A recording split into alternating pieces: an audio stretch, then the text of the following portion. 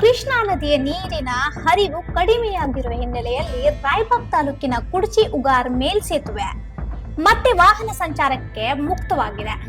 ಆದರೆ ಅಧಿಕಾರಿಗಳ ವಿಳಂಬದಿಂದ ವಾಹನ ಸಂಚಾರರು ಗಂಟೆಗಟ್ಟಲೆ ಕಾಯಬೇಕಾದ ಪರಿಸ್ಥಿತಿ ಎದುರಾಗಿದೆ.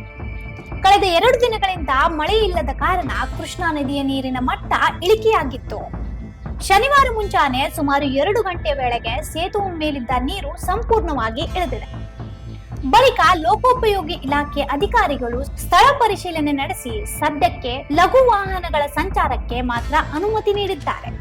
ಇನ್ನು 24 ಗಂಟೆಗಳ ಕಾಲ ಪರಿಸ್ಥಿತಿಯನ್ನು ಅವಲೋಕಿಸಿದ ಬಳಿಕ ಭಾನುವಾರ ಮತ್ತೊಮ್ಮೆ ಪರಿಶೀಲನೆ ನಡೆಸಿ ಭಾರಿ ವಾಹನಗಳ ಸಂಚಾರಕ್ಕೆ ಅವಕಾಶ ನೀಡಲಾಗುವುದು ಎಂದು ಅಧಿಕಾರಿಗಳು ತಿಳಿಸಿದ್ದಾರೆ.